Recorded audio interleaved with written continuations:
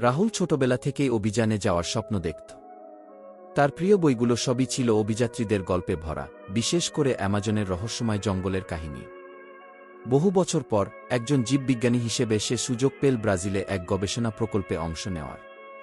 অ্যামাজনের মাঝে তাদের ক্যাম্প ছিল একেবারে নদীর ধারে, যেখানে সূর্য ওঠার সঙ্গে সঙ্গে ঘন কুয়াশার মধ্যে থেকে উঠে আসত নানা রঙের পাখিরা। কিন্তু রাহুল শুধু গবেষণার জন্য নয়, এক বিশেষ কাহিনীর সন্ধানে এসেছিল।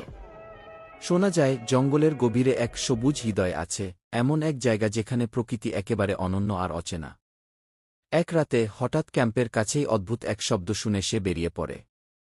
তার সামনে দাঁড়িয়ে এক বুড়ো আদিবাসী, যার চোখে ছিল অজানা এক দীপ্তি। তিনি রাহুলকে বললেন, তুমি হৃদয়ের খোঁজে এসেছ, তাই না? রাহুল বিস্ময়ে মাথা নাড়ল। বুড়ো তাকে একটি পথ দেখিয়ে দিলেন, এই পথ ধরে যাও, কিন্তু মনে রেখো, জঙ্গল তাকে স্বাগত জানায়, যে শ্রদ্ধা করে। কি পরদিন ভোরে রাহুল সেই পথ ধরে এগিয়ে গেল। পথে নানা বাধা এল, অদ্ভুত গাছ, বিষাক্ত পোকা, গর্জন করা বানর। কিন্তু সে থামেনি। অবশেষে সে এক বিশাল জলপ্রপাতের সামনে দাঁড়াল। সেখানে প্রকৃতি যেন গান গাইছিল, পাখিরা, গাছেরা, বাতাস, সব একছন্দে মিশে গেছে। রাহুল বুঝতে পারল, এই সেই সবুজ হৃদয়।